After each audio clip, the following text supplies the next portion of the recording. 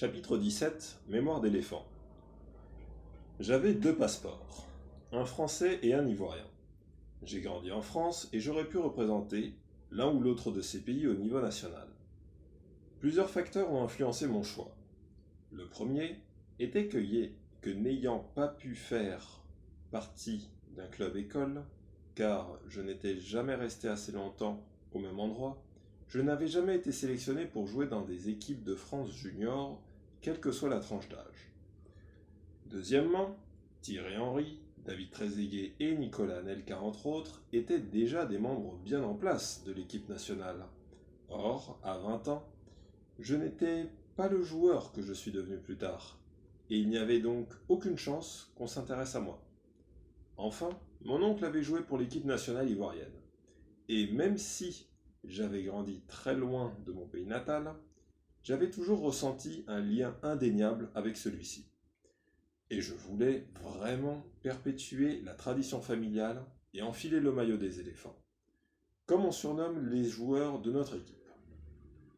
Enfant déjà, j'avais la chair de poule chaque fois que j'entendais notre hymne national. J'avais beau ne pas avoir vécu dans mon pays depuis de nombreuses années, quand on m'a finalement proposé de le représenter, j'y étais profondément attaché. C'est en août 2002 que l'on m'a téléphoné afin de me demander de rejoindre l'équipe pour une réunion près de l'aéroport de Roissy, en périphérie de Paris. J'avais 24 ans et je venais de commencer ma première saison entière à Guingamp. C'était la première occasion pour moi de rencontrer mes futurs coéquipiers et j'étais intimidé par certains des meilleurs joueurs établis, qui avaient parfois remporté de grandes compétitions européennes avec des clubs comme l'Inter Milan, Marseille et Feyenoord. Et il y avait moi, dans un coin, qui venait de débuter dans un petit club breton. Nous avions un nouvel entraîneur. Cependant, Robert Nouzaret, un Français qui m'avait remarqué quand j'avais joué au Mans et qui avait été manager de Bastia, le club corse de Ligue 1. Nous avions par ailleurs un nouveau président de la fédération, Jacques Anouma, qui voulait faire bouger les choses, imposer un peu d'ordre et de discipline à l'équipe, et qui avait de grandes ambitions pour nous. Il estimait, vu les joueurs qu'il avait à sa disposition, que nous devions viser à nous qualifier pour la Coupe d'Afrique des Nations 2004, ainsi que pour la première fois de notre histoire, pour la Coupe du Monde 2006. Il n'avait pas tort. Il n'y avait aucune raison que nous ne fassions pas beaucoup mieux que ce que nous avions fait jusque-là. Et c'était excitant de faire partie d'une nouvelle équipe qui voulait aller loin. 2 semaines après cette réunion, Jacques Santini, le sélectionneur de l'équipe de France, a appelé mon agent. Didier était-il toujours libre pour défendre les couleurs de la France?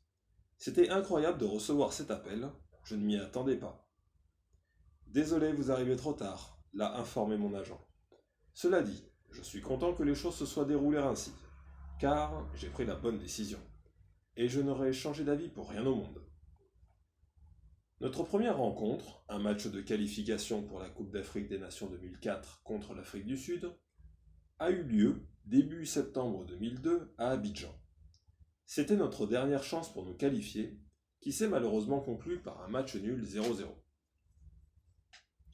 C'était certes décevant, mais nous savions que nous avions une bonne nouvelle équipe en puissance et que nos résultats allaient s'améliorer. Ce n'est donc pas l'issue de cette rencontre que j'ai retenue de ce jour-là. Ce qui est ancré à tout jamais dans ma mémoire, c'est l'excitation que nous avons ressentie en pénétrant dans la fournaise qu'était notre stade national, le stade Félix Houphouët-Boigny. L'ambiance était extraordinaire et totalement différente de tout ce que j'avais connu jusque-là. On avait l'impression que le public avait participé à un spectacle toute la journée. Le stade était plein à craquer depuis environ 10 heures du matin. Des artistes et des musiciens populaires s'étaient produits. Et tout le monde s'était pris au jeu. Par conséquent, les gens chantaient, dansaient, buvaient et s'amusaient depuis quelques heures, quand nous sommes arrivés sur le terrain en milieu d'après-midi. On se serait cru en plein carnaval, ce qui nous a encore plus excités à l'idée de jouer pour notre pays. J'ai vite appris que cette ambiance d'avant-match était la norme pour toutes les rencontres. Ce qui m'a aussi frappé, cet après-midi-là, c'est la chaleur étouffante. J'avais l'impression d'être entré dans un sauna. Au moment de l'échauffement, sans ombre pour s'abriter et par environ 40 degrés, dans une atmosphère très humide, j'ai cru suffoquer. Je sentais la chaleur au sol, à travers mes chaussures, et qui me brûlait les pieds. Comment allais-je bien pouvoir courir pendant 90 minutes ?